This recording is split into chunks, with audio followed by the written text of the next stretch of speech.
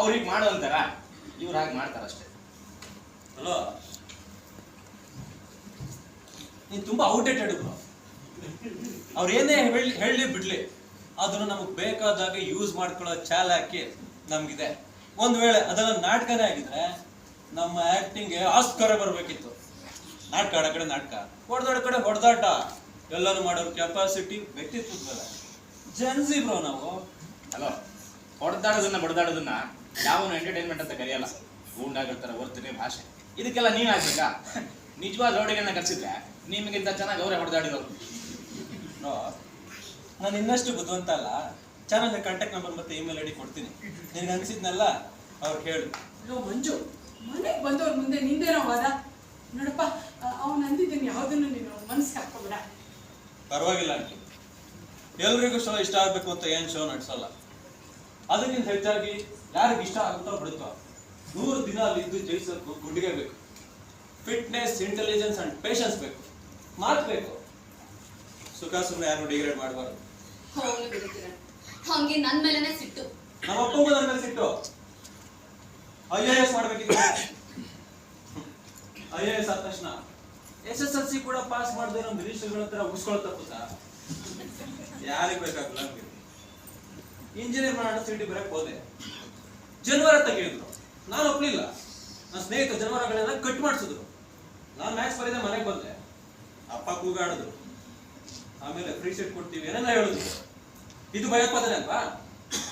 ಇಷ್ಟೆಲ್ಲ ಕೆಳಗಿಳಿತಾರೆ ಅಂತ ನಮಗೂ ಕಷ್ಟ ಆಗುತ್ತೆ. ಆಕ್ಟಿಂಗ್ ಹುಚ್ಚಿತ್ತಲ್ಲ, ಸಿನಿಮಾ ಬಂದೆ. ಇಲ್ಲಿ ನಿಮ್ ಜನಕ್ಕೆ ಇಷ್ಟ ಆಗ್ತೀರಿ, ನಿಮ್ಮಿಂದ ಕೋಟಿ ಗಟ್ಟಲೆ ಸಂಪಾದನೆ ಆಗುತ್ತೆ ಅಂದ್ರೆ ಜನವಾರ ಉಳಿದ ಯಾವ್ದು ಕೇರ್ ಮಾಡಲ್ಲ. ನಮ್ಮ ದೇಶದಲ್ಲಿ 1.5 ಬಿಲಿಯನ್ ಜನರಿದ್ದಾರೆ.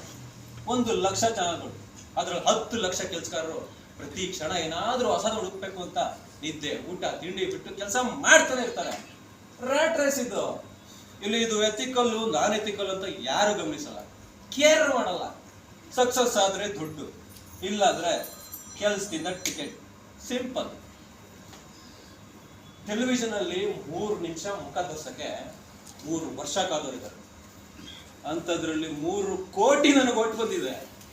You like it or not, ನೀವು ಒಪ್ಕೊಳ್ಳಿ ಬಿಡಿ. ನಿಮ್ಮ ಅಕ್ಕ ಈಗ ದೊಡ್ಡ ಸೆಲೆಬ್ರಿಟಿ. ಅಷ್ಟೇ ಅಲ್ಲ, ಇದಿನ್ನೂ ಆರಂಭ ಅಷ್ಟೇ. ಅದೇನು ಅಂಜು ಬಿಡಿ, ಯಾರೋ ಟಿವಿ ಅವರ ಬಂದಿದ್ದ. ಆಯ್ತು, ಇವನೇ ಈ ಸತಿ ಬಿಗ್ ಬಾಸ್ ಹುಡುಗ ಚಿಲ್ಲುಡೆ ಕೊಟ್ಟಿದ್ದಾನೆ. ಮಾಡಿಸ್ತಾ ಇದ್ದಾನೆ ಅಂತ ದುಡ್ಡನ್ನು ಕೈಯಲ್ಲಿ ಹಿಡ್ಕೊಳಕ್ಕೆ ನಿಂಗೆ ನಾಚಿಕೆ ಹೇಸಿಗೆ ಏನು ಆಗ್ಲಿಲ್ಲ. ಸರಿಯಾಗಿ ಹೇಳಿದ್ಯಪ್ಪ ಅಂಕಲ್. ಏನೇ ಮಾತಾಡ್ತಾ ಇದ್ದೀರಾ? ನಿಮ್ ಮೇಲೆ 3 ದಿವಸಕ್ಕೂ ಇಲ್ಲಿ ಬಂದು ಹೋಮ ಹವನ ಪೂಜೆ ಎಲ್ಲ ಮಾಡಿಸ್ತಾನೆ. ಅವನೇ ಸಂಪಾದನೆ ಮಾಡಿದ 100 ಕೋಟಿನ ನಮ್ಮ ಕಣ್ಣು ಮುಂದೆ ಇದೇ ದೇವಸ್ಥಾನದಲ್ಲಿ ಪ್ರಸಾದಕ್ಕೆ ಅಂತ ಓಡ್ ಬರ್ತಿದ್ದವನು ಇವತ್ತು ಊರು ತುಂಬಾ ಹೊಲ, ಗದ್ದೆ, ಮನೆ ಎಲ್ಲ ಮಾಡ್ಕೊಂಡಿದ್ದಾನೆ. ಹೇಗೆ? ಮಗಳಿಗೆ ಹೇಳಿದ ಮಾತೇನೆ ಅವನಿಗೂ ಹೇಳೋ ಧೈರ್ಯ ಇದೆಯಾ ನಿಮ್ಗೆ? ಅದೆಲ್ಲ ಆಗಲ್ಲ. ಅವ್ನು ಬಂದ್ ಕೂಡ್ಲೆ ಸೊಂಟ ಬಗ್ಸಿ ಹಾರ ಹಾಕಿ ಪೂಜೆ, ಹೋಮ, ಹವನ ಎಲ್ಲ ಮಾಡ್ತೀವಿ. ಅವನ ಅಮೇಧ್ಯ ತಿಂದ ಅಂತ ನನ್ ಮಗಳು ತಿಂತಿರೋದು ಅನ್ನ, ಅಮೇಧ್ಯ ಅಲ್ಲ. ಅವಳು ದುಡಿದು ಸಂಪಾದನೆ ಮಾಡಿರೋದು. ಈ ದೇಶ, ಇಡೀ ದೇಶ ಇದನ್ನು ಒಪ್ಕೊಂಡಿದೆ. ಇದನ್ನ ನಾನು ಹೆಮ್ಮೆಯಿಂದ ತಗೋತೀನಿ.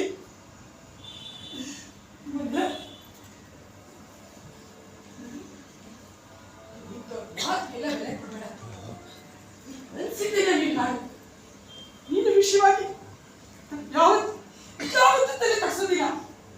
ಬದಲಾಗಿ ಹೆಮ್ಮೆ ಪಡ್ತೀನಿ. ಹೆಮ್ಮೆ ಪಡ್ತೀನಿ ಜಾನು, ಹೆಮ್ಮೆ ಪಡ್ತೀನಿ.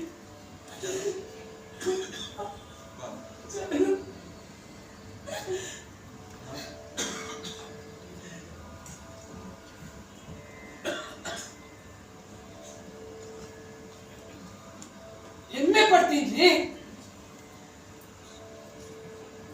ಹೆಮ್ಮೆ ಪಡ್ತೀನೋ?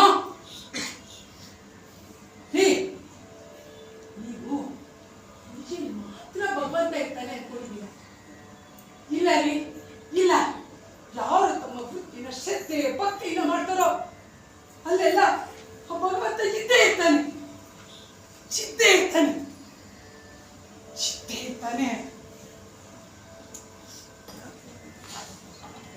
ಶಾಂತು, ನಾನು ಈ ಸರಿ ಬಿಗ್ ಬಾಸ್ ಹೋಗ್ತಾ ಇದ್ದೀನಿ ಹೋಗ್ತೀನಿ.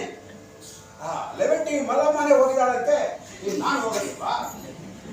ನೋಡು, ದೇವಸ್ಥಾನ ಪ್ರಸಾದ ತಿನ್ನಕ್ಕಾಗಲ್ಲ, ಅದನ್ನ ಅಲ್ಲಿಗೆ ಕಳಿಸ್ಬಿಡು. ಜಾಣ ತಂದ್ಕೊಡ್ತಾಳಂತ ಕಣ, ಸುದೀಪ್ ಹೇಳಿದ್ರಾಯ್ತು.